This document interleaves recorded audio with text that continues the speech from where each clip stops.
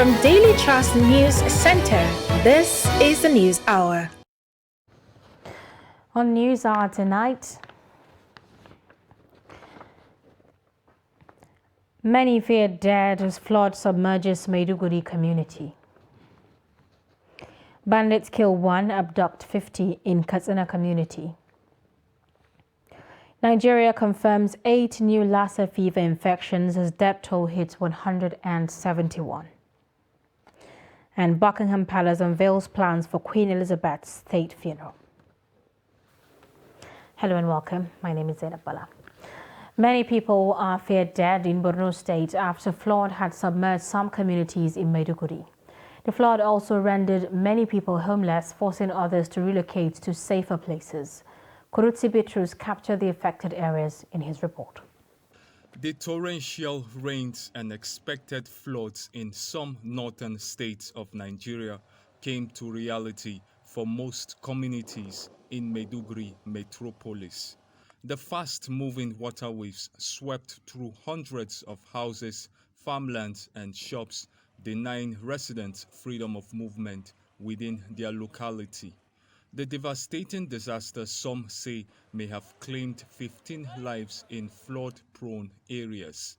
It has caused panic and fear, with residents relocating to safer places while others are nursing the plan, especially for Mohammed Abubakar, a tea vendor close to the water bank. Okay.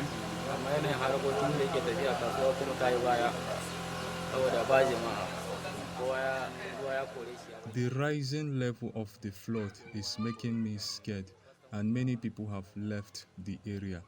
This has affected my business. I'm planning to pack out from here. We urge the government to intervene before it gets worse. The flood filled 3 of my houses. If not for I and some residents piled these bags of sands to avoid the water entering our house, it would have been a problem. I saw 3 dead bodies floating. Some say the water has killed 15 people. We pray that the flood reduces because it will spell doom for businesses and destroy properties. We heard that they will release the Lagdo Dam, so we are so much afraid. Many people are watchful and hoping that the floods does not submerge the whole city and make life unbearable for them. They also believe that the rainy season drawing close to its end, the floods will gradually disappear. Residents of Bakiawa village in Batagara local government area of Katsina State have many stories to tell after last Thursday's terrorist attack. The terrorists arrived the village on motorcycles, shooting in the air as part of strategy to scare residents. Residents of Bakiawa village told Trust TV's Abdullahi Ahmadi that the terrorists unleashed mayhem on them. His report. They came with vehicles, that is cars, and carried all the goods and went with it. The terrorists killed 1 person, abducting over 50 people, mostly women and children, from this village. My father was killed during the attack. The terrorists, after killing my father, attempted to abduct me and my wife, but I resisted and asked them to kill me instead. Similarly, properties worth millions of naira, including cosmetics and clothing materials, were stolen from the villagers. The terrorists also dispossessed the villagers of their monies and other valuables. I and my bride were abducted on that fateful day, but I escaped leaving my wife there. I've been traumatized. I neither eat food nor sleep since that day. The villagers who are now living in fear say they now resort to passing the night under the cover of crops and other vegetations, while women and children have fled to Katsina and Kanu for safety. When they attempted abducting my daughter, I said she would go. I told the terrorists categorically that I preferred death than to allow my daughter be kidnapped. Residents of Bakiawa village, however, commended the combined effort of military and police operatives who rushed to the area and chased the terrorists away. Bakiawa village is less than 15 kilometers away from the ancient city of Katsina on Katsina-Batsari Road. Abdullahi Ismayamadi, Trust Television News, Katsina. Elsewhere, the Yobe State Emergency Management Agency has confirmed that 8 people died from the boat accident that occurred at Jumbam village in Yobe State. The Executive Secretary of the agency, Muhammad Goji, said 7 bodies have so far been recovered by divers that are working on the rescue operation. Goji also disclosed that 8 other people that were hospitalized at Dapchi General Hospital in Bursari local government area are in stable conditions. The incident occurred on Saturday afternoon when 2 passenger boats bound for the Babangida Weekly Market capsized. 2 people were initially confirmed dead from the accident. 2 persons have been confirmed dead in the story building collapse at Iman Street by St. Tip off Akka Road in Uyo, Akwa Ibom State. The regional manager of National Emergency Management Agency, Godwin Topiko, who confirmed the casualty figure on Sunday in Uyo, said 1 of the deceased died during the collapse, while 1 out of the 4 rescued persons died in the hospital. The 6-story building have said to have collapsed while still under construction. Following the incident, the Akwa Ibom state government has set up a panel of inquiry to look into the collapse, while directing the Commissioner for Health to immediately take over the management of the survivors. The building was still under construction when it collapsed on Saturday evening. Now, a ravaging fire in the early hours of Sunday engulfed a block of 7 flats at Olorosogbo area in Ilorin West local government area of Kwara State, leaving household property estimated at about 8.5 million destroyed. Confirming the incident, head of media and publicity of the State Fire Service, Hassan Adekunle, said the incident was caused by a power surge as a result of high voltage of electricity supply to the area. Adekunle said no life was lost in the incident as all residents in the flats were lucky to wake up and run out of the building, while the firemen who arrived later put off the fire and saved about 4.5 million worth of property. The director of Kwara State Fire Service, Falade Olumuyiwa, urged the citizens to cultivate the habit of switching off their electrical appliances even before bedtime, as this would help them reduce the chances of fire outbreaks in their homes. Nasarawa State Police have arrested a 21-year-old Usman Laladi, allegedly chopping off the hand of one Jibril Abdullahi. Public Relations Officer of the command, Rahman Nansel, made this known at a press statement made available to newsmen in Lafia. According to the statement further, the suspect, Usman Laladi, aka murderer, after his arrest admitted to committing the offense, but claimed that the victim assaulted his girlfriend, one Aisha, adding that when he confronted him, a fight ensued in the process, and he attacked the victim with a machete. The statement noted that the case has been transferred to the State Criminal Investigation Department, Lafia, for further investigation, noting that the suspect will be thereafter charged to court for prosecution. Operatives of the National Drug Law Enforcement Agency, NDLEA, have arrested an ex-convict, Onyeka Charles Madukolo, at the Murtala Mohammed International Airport, Ikeja, Lagos, for importing 5.90 kilograms of cocaine concealed in cans of deodorants and ladies' lip gloss into Nigeria. Onyeka, who was sentenced to 7 years imprisonment in Ethiopia for drug trafficking offences and released from prison in 2020, was again arrested on Friday, 16 September 2022 at the Lagos airport on his return from Sao Paulo, Brazil via Addis Ababa on an Ethiopian Airlines flight. Here are details of the activities of the NDLEA in the last week. A search of ex-convict luggage revealed that he has concealed 5.90 kilogram cocaine inside cans of deodorants and female lip gloss. During preliminary interview, the suspect, who claimed to have gone into drug business to raise fresh capital to start a legitimate business after his release from Ethiopian prison in year 2020, said he was expecting to be paid 2 million naira on successful delivery of illicit drug in Nigeria. In the same vein, NDLEA operatives on Tuesday, 13 September, intercepted another trafficker, Chuku Kingsley, who had concealed among food condiments 11,460 tablets of tramadol 225 milligram with a gross weight of 5.7 kilogram and 39 bottles of codeine syrup. Also at the Lagos airport, a freight agent, Lawal Adeyemi, was arrested same day for attempting to export some sachet of Laxotan, among other non-controlled drugs, to Liberia, while operatives equally seized 593.90 kilograms of cat leaf at the Nakot import shade of the airport on Thursday, 15 September, after a joint examination of the cargo by a combined team of security agencies. Meanwhile, a notable producer of a new psychoactive substance popularly called Akuskura, Kasim Ademola, has been arrested by anti-narcotic officers who intercepted 26,600 bottles of illicit substance meant for distribution across northern states. In Kogi State, operatives on patrol along Okene-Abuja Expressway on Saturday, 17 September, intercepted a J5 vehicle coming from Onitsha en route Kaduna, Zaria, with 18 pieces of pump-action rifles and 1,300 cartridges, while the two suspects conveying the arms and ammunition, Chukudi Aronu, 51, and Shuaibu Gambo, 23, were arrested.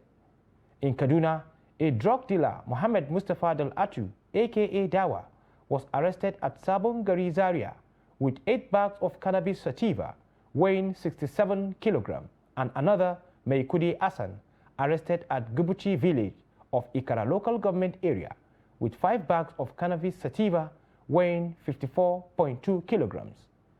While directing the Kogi State Command to immediately hand over the arms and ammunition seized to the police for further investigation, Chairman Chief Executive of the NDLEA, Brigadier General Muhammad Buba Marwa, retired, in a statement from the Director, Media and Advocacy, Femi Babafemi, commended the officers and men of the command, as well as their counterparts in MMIA, Kano, Kaduna, Edo, Lagos, and Bauchi for their vigilance and resilience. Moving on, Governor Yahaya Bello of Kogi has been appointed as the National Youth Coordinator of the Tinubu Shatima Presidential Campaign Council. Presidential candidate of the All Progressive Congress, Asiwaju Bola Tinubu, who signed the letter announcing the appointment, stressed that Bello deserved the post owing to his impressive political achievements and the exemplary leadership. The former governor of Lagos State expressed confidence that the Kogi governor would do his best to help the party run an effective, message-driven campaign which would lead to victory in the 2023 presidential election. In his acceptance letter, Bello pledged to deploy all his capacity, working alongside the presidential candidate to ensure victory for the APC in the 2023 general elections. He described Tinubu as a great Nigerian who exemplifies transformational leadership and good governance. Party members and analysts described the appointment as a big boost for the campaign, considering the importance placed of youths in the 2023 elections and the impressive youth-targeted campaigns Bello conducted before the primary elections. Kaduna Book and Art Festival, Kaba Fest, has come to an end, with participants entertaining fears over the sustainability of the event after the tenure of Governor Nasir El-Rufai. The participants believe that if sustained, it would encourage reading culture and promote literacy, as well as help in the discovery of talents in the north. Kaduna Book and Art Festival is an annual literary, cultural, and art event that debuted in 2017. It is also the largest art and literary event in northern Nigeria, where literates gather to showcase their talent. Besides inspiring the participants, the event not only encourages reading culture, but promotes cultural heritage. A lot of youths here, and we're losing the reading culture. With this program, I think getting back to books. That literary tradition, which we have always been known for as a people, we are naturally storytellers as Africans, has not been lost. all that is left is for platforms like this to keep sprouting. I believe that there are certain conversations that need to be had, and we don't really have them outside these settings. So I think it's important that we have these conversations here. It exposes you to a lot of critical conversations for this generation and how our society works now. If I'm going to do something big of literature or add something, I think this is going to be my biggest motivation, Kada Fest. For freelance journalist and bilingual writer Salim Yunusa, supporting writers by state government is key. Having artists in the states is a way of promoting the state and the talent pool of the states. So the government should do all it can to support this kind of movements, because you cannot just be allowed to have a talent for it to waste away. It is very important as a government to identify all sources of talent and promote that in their states. The fears entertained by writers and art lovers is whether the program will be sustained beyond Governor El-Rufai administration in the state. Unfortunately, we haven't been able to move it from government funding to private sector funding, which would have been the ideal. But the only thing I'll say is I personally will try my best to see that it is sustained. If the next government that comes in does not see it fit to continue, we'll have to look for funding from other sources. Well, festivals can only be sustained by funding, to be honest with you, and it's hard. It's very difficult, and as long as Kaduna State continues to put its money where its mouth is about wanting to support young creatives, I think this festival will continue. It definitely should be sustained, because just like the children need to know about their culture, we also need to know more about our culture, and we need to learn how to inculcate it into our everyday lives. The 2022 Kaba Fest featured panel discussion, art and book exhibition, book chat, film screening and discussion, dance performance, among others.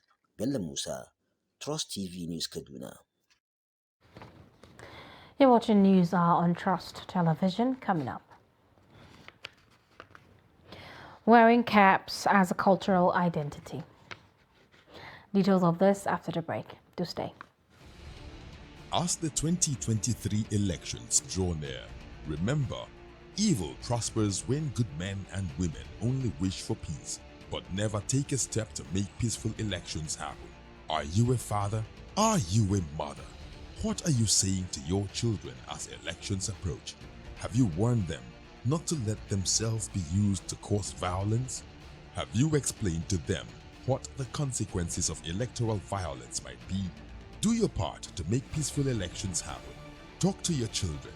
Protect them from unscrupulous politicians who want to put them in harm's way, while their own children are comfortable at home, within and outside the country. Let's join hands to make 2023 elections peaceful.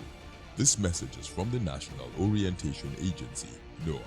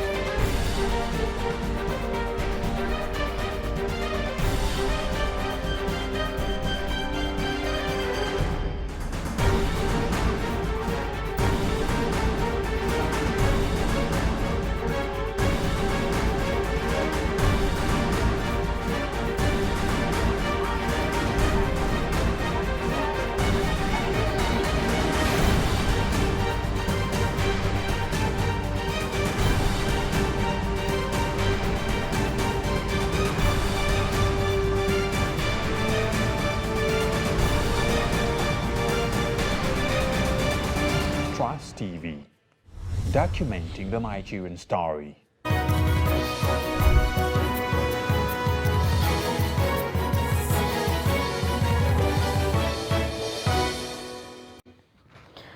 Welcome back. If you are just joining us, this is News Hour on Trust Television. Here are our top stories. Many feared dead as floods submerge Maiduguri communities. Bandits kill 1, abduct 50 in Katsina community. The National Association of Nigerian Students, NANS, has said it will ground activities at both local and international airports across the country beginning from Monday, September 19th, over the lingering strike action by the Academic Staff Union of Universities. The leadership of NANS, who spoke in Akure, the Ondo State capital, said the grounding of airports was to make the rich share in the pains of the students occasioned by the prolonged strike action. The chairman, NANS National Task Force on End ASU Strike Now, Comrade Ojo Raymond Olumide, said students were tired of pleading with both parties to end the strike. Olumide cautioned ASU not to call off the strike after any increment in their salary, but to insist on other demands that led to the strike action. It said its decision to ground airports activities was due to the successes recorded in its road protest, in which several highways were blocked. 5 days after the Niger State Road Maintenance Agency fixed the bridge that collapsed along Mina-Bida Road, it has collapsed again. Many travelers, including those attending the Etsunupe 70th birthday last Monday, had to return home following the collapse of Sabongida Bridge, less than 40 kilometers to Bida town. Niger State Road Maintenance Agency last Tuesday fixed the bridge after it collapsed. Subsequently, 5 days after, the travelers from Mina as well as those coming from Bida access were stranded as the same bridge had collapsed. One of the commercial drivers, Idris Mohammed, told a reporter that motorists had to take shortcuts through villages while some of them had diverted to Bida Wushishi Zungeru to come to Mina.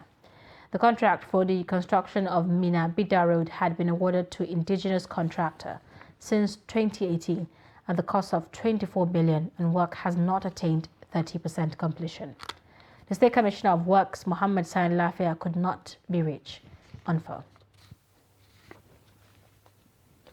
The Nigeria Center for Disease Control and Prevention, NCDC, says Nigeria has recorded 8 additional Lassa fever infections and 1 death between September 5th and 11th, 2022. The NCDC disclosed this on its official website. It said the new cases bring the total number of confirmed cases and deaths in the country to 917 and 171 respectively. It disclosed that 25 states had recorded at least 1 confirmed case across 102 local government areas. The NCDC said that to reduce the risk of Lassa fever, Nigerians should ensure proper environmental sanitation. Some masquerades invaded a church in Shikal village of Langton South local government area of Plateau State on Sunday, flogging worshippers as well as the pastor. Apart from flogging the worshippers and pastor and generally disrupting the service, the masquerades were also said to have destroyed the church's musical equipment. The masquerade reportedly arrived at the church while service was ongoing. A witness said the church members were awestruck over the action of the masquerades, adding that members did not take any counter-offensive action, but gathered to salvage what was left of their properties. Elders of the village are said to be making efforts to get to the root of the matter in order to restore normalcy. 19 persons have been confirmed killed while 8 others were injured in a Sunday auto crash at Yongoji Gwagwalada Road in the Federal Capital Territory. Acting Co-Marshal of the Federal Road Safety Corps, Daudebu, confirmed the figures to the News Agency of Nigeria when he visited the accident scene. Biu said the crash, which occurred minutes into Sunday, involved 3 vehicles, 2 Toyota Hayachi buses with registration numbers MUB30LG and DWR985XJ, an articulated vehicle. According to him, the Toyota Hayachi bus crashed into the Citroën articulated vehicle and burst into flames, killing everyone on board. He added that police had taken over the investigation and met with relevant authorities for the mass burial of 18 of the mutilated corpses. The bodies could not be preserved for identification as they were burnt beyond recognition. He also admonished communities to always plan their trips to fall within daytime and avoid night trips because of hazards associated with dark hours. Now, motorists in Kaduna State say traffic regulators are deviating from their original task of enforcement and focusing more on revenue generation. They made this known while sharing their experiences with the regulators in the course of their operations. Mela Musa has the details of this report. One duty motorists know they are expected to carry out is to abide by the rules and regulations of traffic as provided by the law. In Kaduna State, the state government agency responsible for enforcing compliance to traffic rules is Kaduna State Traffic Law Enforcement Authority, KASLIA. However, in Kaduna Metropolis, some motorists believe that the agency is focused more on generating revenue through multiple fines rather than enforcing compliance to traffic rules and regulations. They tend to tilt a little bit to maybe generating money or collecting money, probably for the government as part of their revenue, because they are a revenue generating agency. They are going outside their mandate. Not just that they enforce them, it's not because it's right, because they now forcefully they are going against their core mandate. Me as a motorist now, I have targeted myself to highlight the places which they usually munch themselves. So whenever I come out from home, I used to divert or change my route.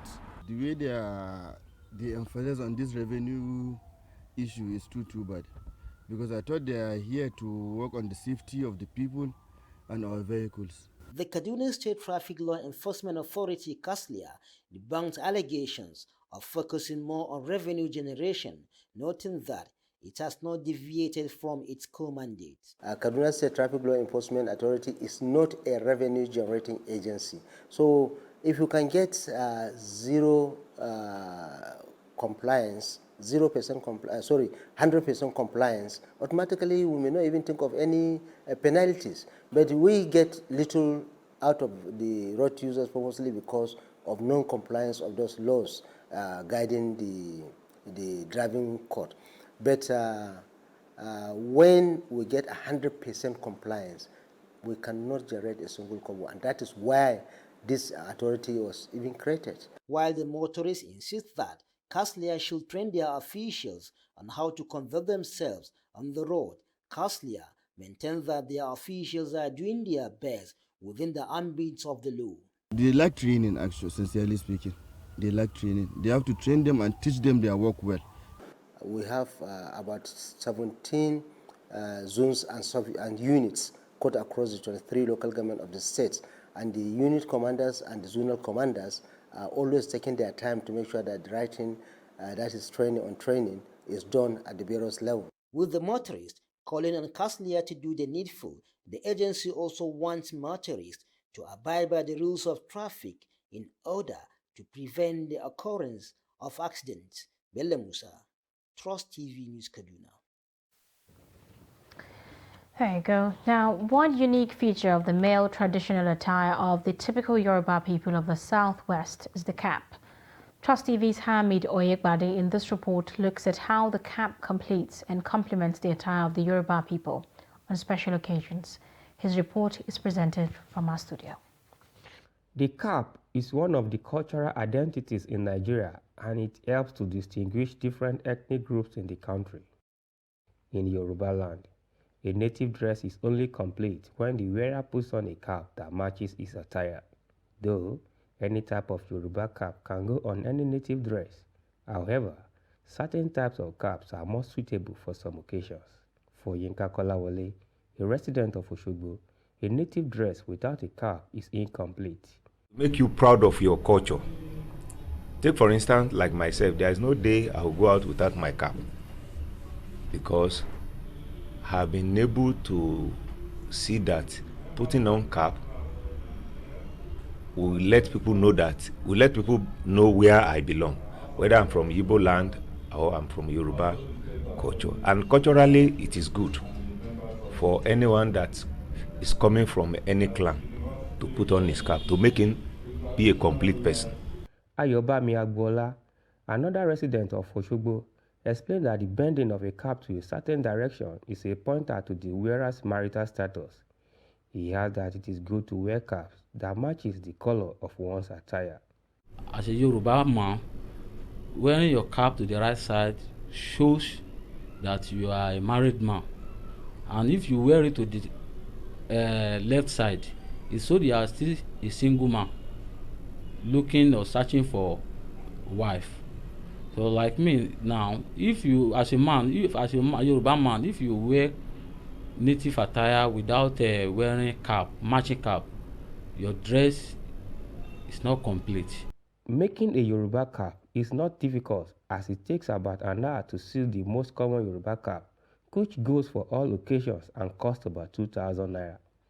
A cap tailor in Oshogbo, Ahmed Iyoda, listed the 4 names of different types of Yoruba caps to include Abetiaja, Agotan, Ikori, and Mori. He said Abetiaja is suitable for Yoruba cultural festivals, while others are good for wedding ceremonies and other occasions. Ikori cap is good. If somebody going to occasion, if you're not wearing cap, it's not good. If you are wearing cap, all the people want to look you beautiful. Although many young people may ignore the cap while in their Yoruba attire, Eda says it is imperative for them to inculcate the habit of completing the dress by wearing a cap. A very interesting revelation there. Now, the World Health Organization says tobacco kills over 8 million people annually. Despite the health implications of smoking, addicted smokers find it difficult to quit the habit. Trust TV's Ibrahim Ismail speaks to some smokers in Gombe on what it takes to overcome addiction. His report. According to experts, addiction is the inability to stop using a substance or engaging in a behavior even though it is causing psychological and physical harm. This man has been an addicted smoker since he was a teenager. He is unable to quit the habit despite the dangers of smoking to his health. When I am upset, I used to smoke 2 to 3 pieces of cigarette to calm myself before I remember some of my problems. I was white in complexion, while the cigarette tempered with my skin color, although I used some medication to reduce the effect.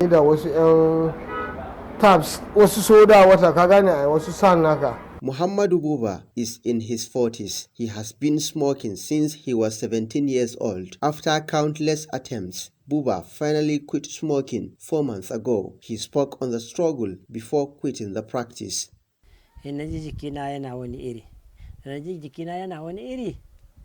Before I halted smoking, I was experiencing health difficulties. I quit because it is not a religious obligation. It darkens the skin and causes harm to the body. I married and have children, and they don't want me to be smoking. That was why I stopped.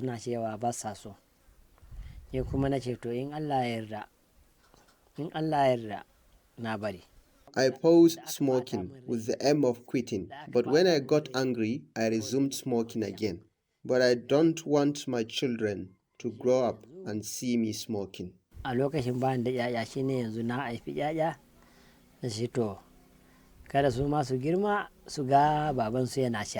said with determination there is hope for any addicted smoker to quit the habit. From Gombe, Ibrahim Ismail reporting for Trust TV. Similarly, one factor that makes the habit of smoking, especially cigarette, hard to break is because tobacco contains the very addictive chemical nicotine, which the human body quickly gets used to. Despite the health implications of smoking, many in the society cannot do without it, as it has become part of their daily lives. This report sent in by Abubakar Abdullahi and presented from our studio X-rays how smokers handle addiction vis-a-vis the health implications. Smoking to many is a daily routine, especially among people between the ages of 25 to 64 years, who form the highest smoking range, while people aged 18 to 24 are the lowest population of smokers in the world. Although no significant benefit is attached to smoking, Many wonder why smokers make cigarette intake a habit. Sometimes it's friends, that is mingle around with friends, sometimes going out in social gathering, or sometimes others just feel like to smoke just to catch fun. He agrees that despite being addicted to the habit, counseling and other measures can make smokers quit the habit. The Director, Public Health, Nasarawa State Ministry of Health, Dr. Adamu Ibrahim, attributed the habit to peer pressure, social class, and experimental purposes, among others. People could start smoking for different reasons. Some, they just want to belong, to a group of people that's, to a social class sort of. And if the social class are populated by people that smoke, they will smoke. For instance, going to clubs, you see a lot of people smoking, and then you are also there, and the tendency is for you to say, okay, let me also smoke. Dr. Adamu, who also said only few are aware of the health implications, explained that majority of the smokers require some level of help to enable them quit smoking. Majority of smokers may not actually have an idea of the risk they are exposed to in adopting that habit. However, because we also have health professionals that smoke, so you will not say those people smoke for want of knowledge. They have the knowledge. So a few people know the dangers of smoking, but they still smoke. But majority of people do not know the dangers of smoking. He also speaks on measures to take when trying to quit smoking. Well, the first things about quitting smoking is that people need to understand the dangers associated with smoking in the first place. If they understand the dangers inherent in smoking, then I think we'll go halfway into the journey. Then the second part is for them to have alternatives to smoking. And in the therapy for quitting smoking, there are different alternatives. We have what we call pharmacological and non-pharmacological substitutes for smoking, but whatever method you want to adopt, it has to be in what we call a stepwise or a gradual manner.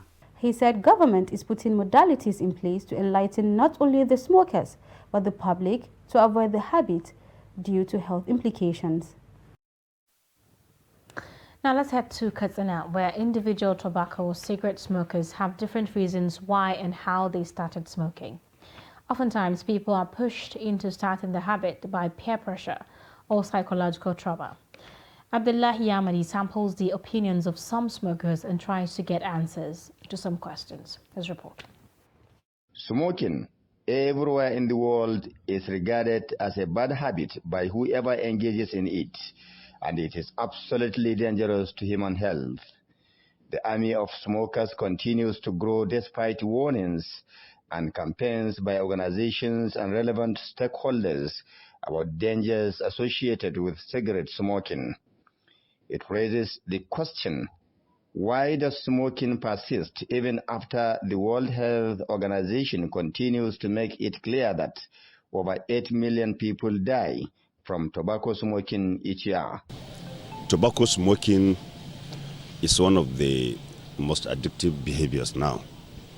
It is not easy, or we cannot simply say that it is simple to quit smoking. It's not something you can change behaviorally without any stressful issues. Like we have said, ardent and casual smokers, or simply addicted smokers, or not addicted, smoking is one of those behaviors people cannot discard easily. Tobacco or any other form of smoking cuts across all age groups and gender, regardless of its health implication. I am an ardent smoker, and I started smoking 20 to 25 years ago. I was lured into smoking by my friends, who happened to be trailer drivers. I can quit anytime I wish because I know about its implications. Its dangers are written everywhere, even on the cigarette packs. Beyond that, can ardent smokers quit without any help or alternative to smoking? experts suggest some alternative ways smokers can quit the habit with or without the help of anybody. If somebody wishes to quit smoking or any bad habit, he can do so without any consultation, because it is on his own will that he started smoking. If he wants to stop smoking, he can stop, because all the religions that we are following in this country prohibit smoking. Observers are blaming authorities of doing little or nothing to discourage tobacco consumption in Nigeria. They are suggesting that governments can checkmate smoking by imposing taxes and making legislations that can effectively reduce citizens' access to the product. Abdullahi Ismail Ahmadi, Trust Television News, Katsina. Emerging shisha market in Katsina State has been put to a halt by the state government.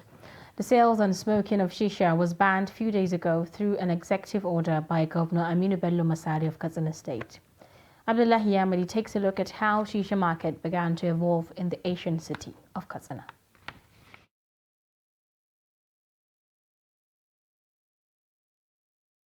At first, shisha smoking was a bit strange in Katsina, but over time, many young men and women started to indulge in it after watching movies. Before it caught on, ardent shisha smokers had to import its materials from outside Nigeria for personal use in their homes. Gradually, with the growing demand for shisha, many shisha shops started to spring up, with many young men, especially students and unemployed youth, engaging in the business. We are in shisha business to complement our means of livelihood, and we expected that before banning this business, the government will give us a grace of at least 3 months to exhaust our stocks. But all of a sudden it has been banned, and we are now battling to dispose of the stocks. But the question is, why is the government wielding its sledgehammer on shisha business and its smokers? How it influences many of our category in the state. So, but it has negative impact, and we all know about that. But I think they have to bring something, like, you know, when a youth need a refreshment, he needs something to refresh his brain and his something. But when he didn't, he might fall into so many habits like insecurity, violence, and so many things. Already, residents are hailing the government for taking this bold step, and even went ahead to suggest other vices that need to be tackled besides shisha sales and smoking.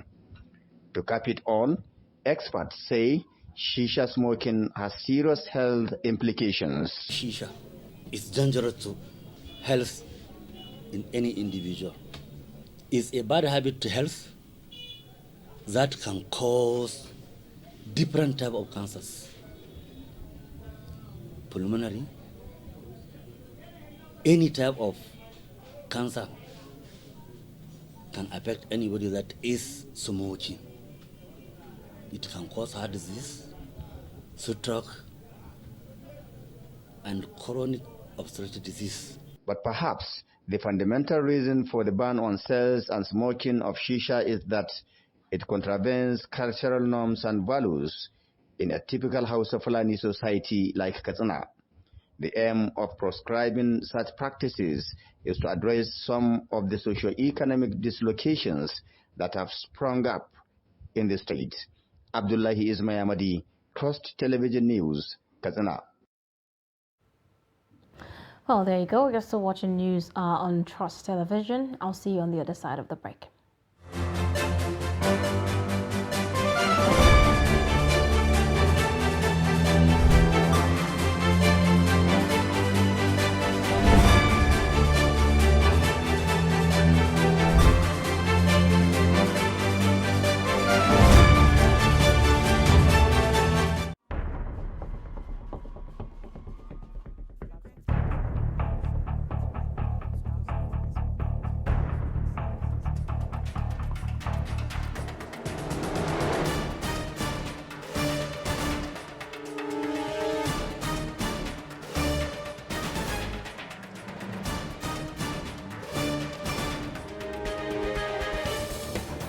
That's good.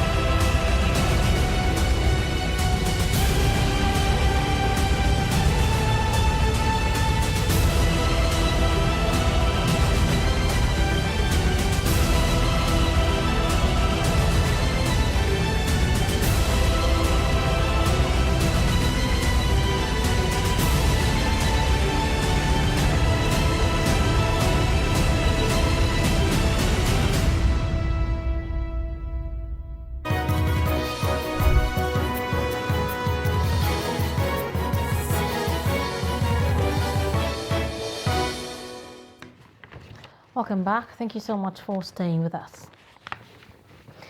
President Muhammadu Buhari left Abuja on Sunday to attend the 77th General Assembly of the United Nations in New York. The Nigerian president will address the General Assembly on September 21st and will also participate in high-level meetings and side events, including the Nigerian International Economic Partnership Forum. President Buhari would also hold strategic bilateral meetings with world leaders, renowned investors, and heads of multinational organizations while in New York. And on the foreign scene, 2,000 guests, including the U.S. President Joe Biden, the Emperor of Japan Naruhito, French President Emmanuel Macron, and Nigeria's Vice President Yemi Osinbajo, will be joined by several other heads of state and monarchs to attend Queen Elizabeth II's funeral at Westminster Abbey in London on Monday. In the afternoon, Queen Elizabeth II's coffin will travel to Windsor Castle for a church service where she would be buried in a private ceremony in the evening. Queen Elizabeth II's state funeral is one of the biggest logistical challenges in British history, with more than 10,000 police officers from all over the country stationed in the capital in anticipation of large crowds along the funeral route. On Monday morning, the royal coffin, which is currently on display at Westminster Palace in London, will be moved in a procession to Westminster Abbey beginning at 10:35 a.m. The coffin will be placed on a gun carriage towed by 98 naval officers in a tradition dating back to Queen Victoria's funeral in 1901, and will be followed by the King and members of the British royal family.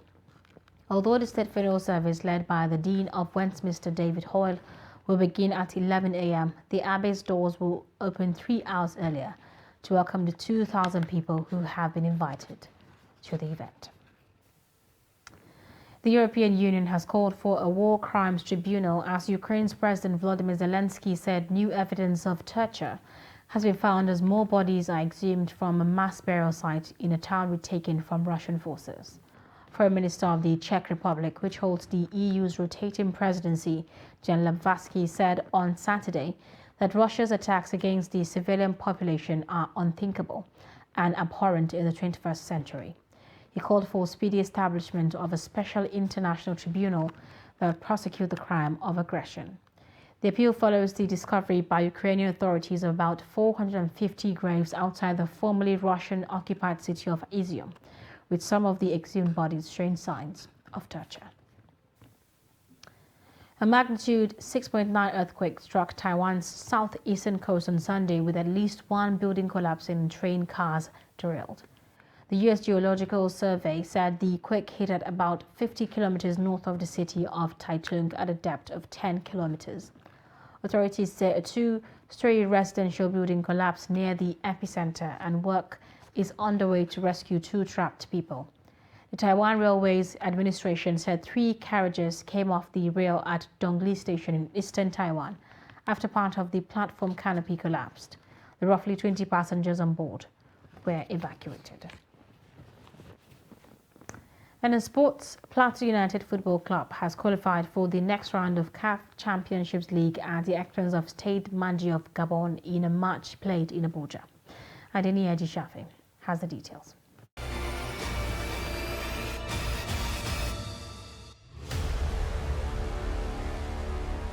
The second leg tie involving Plateau United and AS Stade Manji of Gabon at MK Abiola Stadium Abuja started on a good note as both teams squared up following a 2-2 draw in the first leg in Gabon.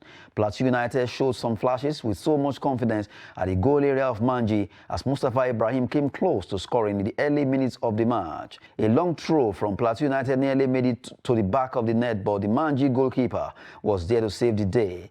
Plateau United's goalie, Suraj Ayeleso, was also tested in the 16th minute of the encounter as he was on hand to save the day. Silas Nenrod put a header to a miss against the onrushing Manji goalie in another encounter of the match. 2 missed clear chances in the second half by Nenrod Silas could have made a difference in the early minutes of the second half. Not long after, Agai Kato scored from a header to put Plateau United in front in the 62nd minute to the admiration of supporters at the stadium. AS Stade Manji put up a good fight, but it was not enough as they crashed out of 2022-2023 CAF Champions League, with the match ending 1-0 in favor of the home team. Plateau United advanced 3-2 on aggregate. Expressing joy as Plateau United supporter Lovett Anieke, who came from Jos to support Plateau United, said the team played well to win the match. Yes, I feel very great and happy. At least coming all the way from Jos to come and watch the game in Abuja, we really expected the boys to play well, which they did. No, the both parties, they really did well, but I needed my team, Plateau United, to win because we need to go for the next leg. So I'm so happy we won. The boys really did well. But at the end, in some of the midfield, we are not really at their top 10. But we thank God they still came over. We thank God they won. Our coach is really doing well with the boys. So we hope and we pray that we're going to win there too. Another Plateau United supporter, Oji Sabo, said the Gabonese side laid back in the first half to weigh the strength of Plateau United, which they eventually won. Very well, we were scared because when you look at the tactical play of the game, of the Gabonese, they are tactical on their first half. I think they are waiting for the second half. You can see the way they played the second half. So the first half was a tactical game from the Gabonese to hold the team at that draw stage so that when they come back second half, they will unleash what they know to the team. Unfortunately, the home team used their knowledge to do that. So that is the point. Plateau United will face Esperance of Tunisia in the next CAF Champions League qualifier. That's Sport News. I am Adeni Ajishafe.